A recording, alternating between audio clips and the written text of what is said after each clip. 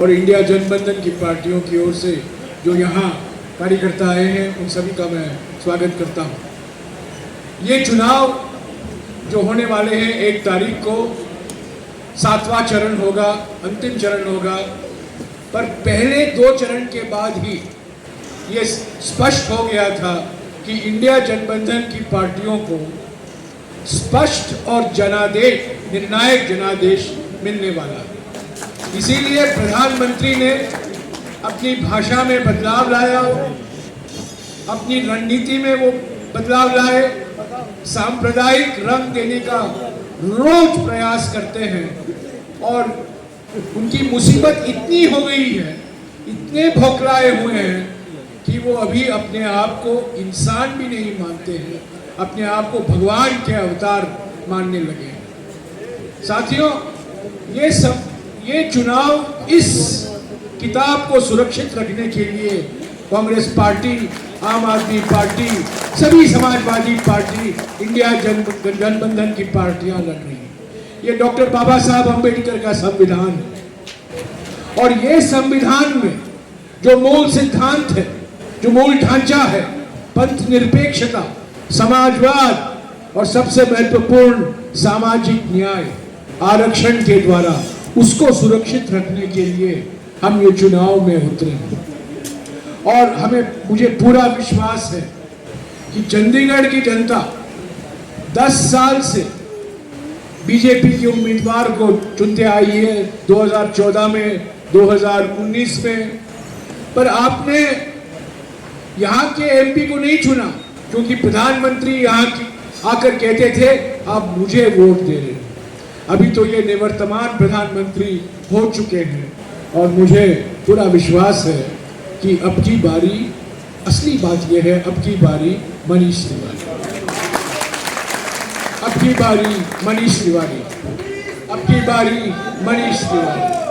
हम इस निवर्तमान प्रधानमंत्री को 4 तारीख को अंतिम बारी निवर्तमान प्रधानमंत्री उनको अलविदा करेंगे और ये संविधान को सुरक्षित रखेंगे।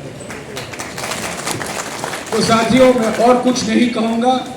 हमारी ओर से किसान न्याय, युवा न्याय, महिला न्याय, श्रमिक न्याय और हिस्सेदारी न्याय को लेकर हमने कई गारंटियां दी हैं। हमारी पार्टी की ओर से 25 गारंटियां दी गई हैं, आम आदमी पार्टी की ओर से 10 गारंटियां दी गई हैं, पर ये सब अलग अलग पार्टियों की गारंटी नहीं है, ये इंडिया जनबंधन की गारंटी है। मैं जानबूझकर गठबंधन नहीं कह रहा हूं क्योंकि ये जनबंधन है। ये चुनाव कांग्रेस, आम आदमी पार्टी और समाजवादी बनाम बीजेपी नहीं है, ये चुनाव देश की जनता बनाम नरेंद्र मोदी के बीच में। तो यही है, हमें तानाशाही को रोकना है। अगर हम तानाशाही को रोकेंगे तो अपने आप अमित शाही भी रुक जाएंगे। जो निवर्तमान प्रधानमंत्री हैं, गृह मंत्री भी शीघ्र ही निवर्तमान बन जाएंगे। तो साथियों, एक बार फिर मैं आप सभी को धन्यवाद देता हूं। मैं शुक्रगुजार हूं कि मैं आज चंडीगढ़ में आने का मुझे मौका मिला है। मुझे याद है 2011 जनवरी में मैं यहाँ चंडीगढ़ आया था और मेरा छोटा सा योगदान है, मैं आपको याद दिलाना चाहता हूँ, आप लोग भूल गए होंगे। मेरा छोटा सा योगदान है चंडीगढ़ के विकास के लिए। सुखना झील के आर पार कई घर बनाए जा रहे थे, मल्टी स्टोरीड अपार्टमेंट कॉम्प्लेक्स बनाया जा रहा था, उस पर मैंने रोक लगाया और मुझे खुशी है कि हाई कोर्ट और सुप्रीम कोर्ट ने भी ये तय किया कि मेरा निर्णय, जो मैं पर्यावरण मंत्री था, वो सही निर्णय रहा। तो चंडीगढ़ के बारे में एक अंतिम शब्द, हमने हमारे न्याय पत्र में यह वादा किया है कि चंडीगढ़ में महापौर चंडीगढ़ की जनता डायरेक्टली चुनेगी, ये इनडायरेक्ट चुनाव नहीं होगा। मेयर का चुनाव समक्ष रूप से प्रत्यक्ष रूप से डायरेक्टली चंडीगढ़ की जनता चुनेगी और इनका समय 5 साल के लिए होगा।